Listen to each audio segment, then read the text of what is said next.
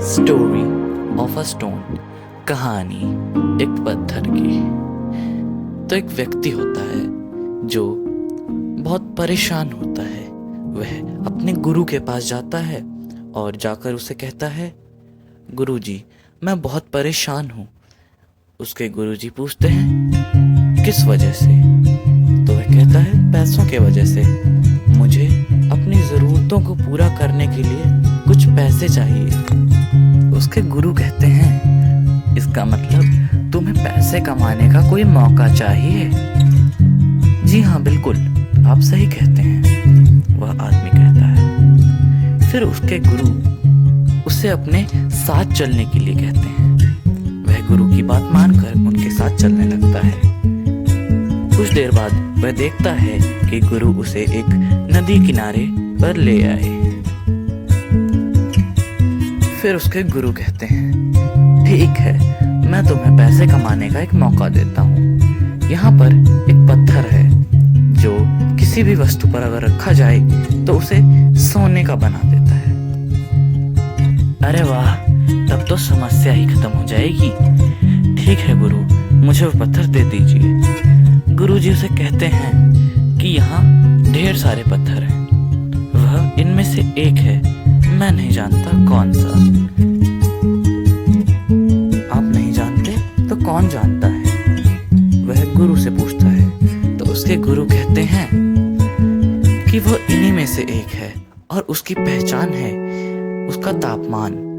सभी पत्थर ठंडे हैं लेकिन वह गर्म है। तुम उसे उसके तापमान से पहचान सकते हो। तो जब तुम उसे ढूंढोगे तो हर पत्थर का तापमान देखना, जो सबसे गर्म वही होगा पत्थर। वह सोचता है कि इस काम में कुछ महीने लग जाएंगे, लेकिन उसके बाद तो वह अमीर बन जाएगा। तो वह राजी हो जाता है और तब से वह हर सुबह उधर आता है और कुछ घंटे पत्थर ढूंढता है। वह पहले बारीकी से पत्थर को देखता है, फिर जो ठंडा होता है उसे नदी में फेंक देता है। वह कुछ महीनों तक ऐसा करता है, लेकिन अब उसे आदत हो गई होती है, तो वह पत्थर को ज्यादा ना परखते हुए जल्दी फेंक देता है। कुछ 4.5 महीने बाद भी वह ऐसा ही कर रहा होता है। एक एक करके पत्थर को नदी में फेंकता है।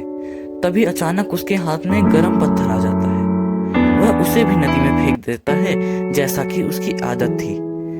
उसके कुछ क्षण बाद ही उसे आभास होता है कि यह तो वही पत्थर था जो वस्तुओं को सोने में बदलता था। अब वह बहुत पछताता है। वह यह बात जाके अपने गुरु को बताता है। तब उसके गुरु उससे कहते हैं कि ठीक उसी तरह तुम्हारे जीवन में कई मौके आते हैं, लेकिन तुम उन्हें नकार देते हो। तुम्हें मौके की अहमियत को समझना चाहिए और उस मौके को तरक्की में बदल देना चाहिए, लेकिन तुम इसी तरह हर मौका गवा देते हो। अब उस आदमी को अपनी गलती का एहसास हो जाता है। ठीक इसी प्रकार हमारे जीवन में भी कई मौके आते हैं जिनको हम नजरअंदाज कर देते हैं और बाद में अपनी किस्मत को कोसते हैं।